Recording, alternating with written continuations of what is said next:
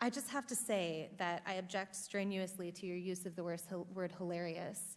To me, this feels a lot like your reaction to being named in one of these manifestos. Now, you're of course not responsible for the words of somebody writing that document, but I do think that laughing at it is a real problem because these are real families that are impacted by this violence. And I think our efforts towards talking about this have to start from a place of mutual respect, which is what I've heard from this side of the table. Now, the reason we don't have those numbers, I want those numbers as much as you do, but to say the numbers don't show something is simply not supported by the data.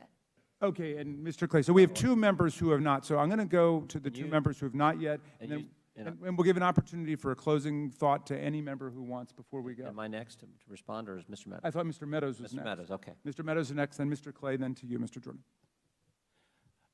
Ms. Owens, obviously this is a gang up on you. You know, we're giving these witnesses the ability to do a rebuttal on you, and so you know, I find it unfair, Ms. Ballou.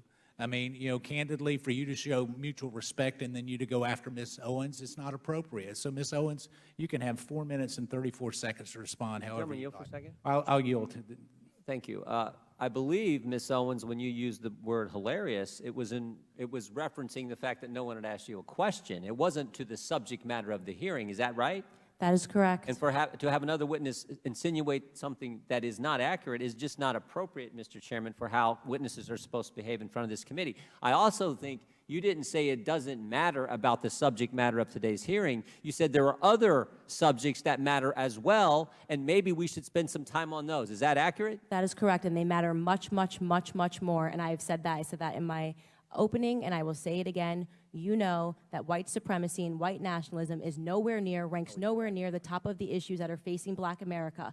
And the reason that you are bringing them up in this room is because it is an attempt to make the election all about race as the Democrats Not in my case, Ms. Owens. I'm sorry. Please do not characterize my motive. Mr. Chairman, it's my time. Yeah, it's my time.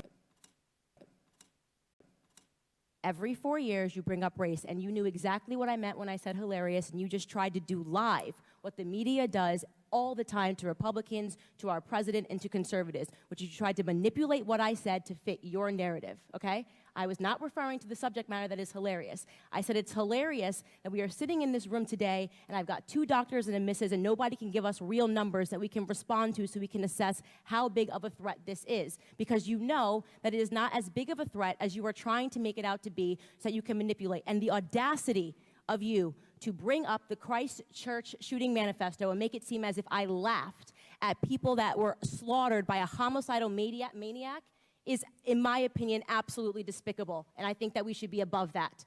To try to assign reality or any meaning to a homicidal maniac writing a manifesto, which, by the way, let the record show, also stated Spyro the Dragon, the child's cartoon, as a source of inspiration. He also cited Nelson Mandela as a source of information. I don't think that Nelson Mandela has inspired mosque shootings. You can correct me if you think I'm wrong.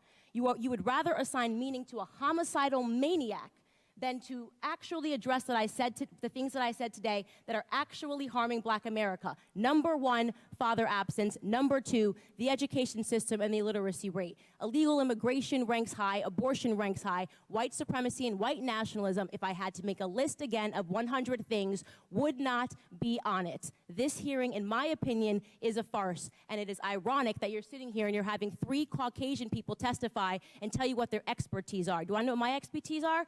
Black in America. I've been Black in America my whole life, all 30 years, and I can tell you that you guys have done the exact same thing every 4 years ahead of an election cycle, and it needs to stop. I'll yield back. Thank you, Mr. Meadows, and now we go to Mr. Clay for